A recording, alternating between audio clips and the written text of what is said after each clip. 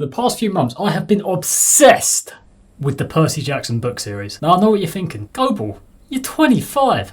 I know, but I don't care. It's all started when the Disney TV show came out earlier in this year. I watched it all in one go and I thought, it's okay, but it's not as good as I remember the books being. As a result, I reread The Lightning Thief in one day. And then I reread The Sea of Monsters the next day. And then I reread The Titan's Curse and then The Battle of the Labyrinth and The Last Olympian. But it wasn't enough. And so I reread the whole series of The Heroes of Olympus as well. But it still wasn't enough. And so I read The Trials of Apollo as well. But still, not enough. So I found the two recent books that came out, The Sun and the Star and The Chalice of the Gods. I read everything, but I still wanted more.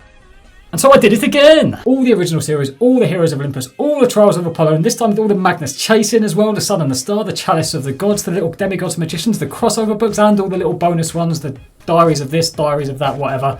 Everything. But I was so obsessed, I still wanted more. And so I embarked into the world of fan fiction. And yes, there is a bit of a stigma when it comes to fan fiction that it's all smutty. And yes, there are a few that do trick you. Honestly, you read one page, you think, oh, this is lovely.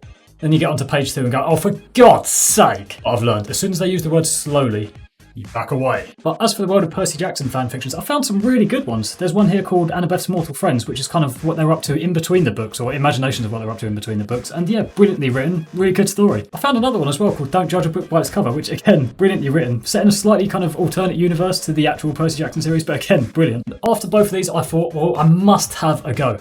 And I have. I present the Percy Jackson and the Drunk Olympian. It's a short story set in the Percy Jackson universe while they're at New Rome University. And the premise in this story is that our beloved characters are trying alcohol for the first time at New Rome. While there are references to the original series in this book, you don't have to have read any of the Percy Jackson books at all to follow this story. So yeah, it's there for both fans of the original series and fans of just reading in general, I guess. Only a short story, 9 chapters, so about 40 odd pages, 20,000 words. And yeah, I think it's very fun, very silly, quite funny. Yeah, I like it. And you can find this on Wattpad.com. I'll leave a link in the description. I believe you do need to set up an account, but there's no payment or membership or anything like that. Just jump straight in and have a read. In addition to the book, the last time I wrote a book many years ago that I sent out to mates, a lot of them came back and said, Goble, we don't really read. Can you do an audio book? And I believe my response at that time was, you want an audio book? You absolute. But this time, yes, I have actually genuinely done an audio book. Again, link in the description. It's about 1 hour and 40 minutes. I can't imagine why anyone would want to listen to me rather than just read the story themselves. But yeah, again, it's there if you want it. Link in the description. And that's about it. On this channel next, once you've all had a chance to read, I'm going to drop some breakdown videos explaining the kind of references and the writing process. And yeah, but that's it for now. Hope you enjoy reading. Peace.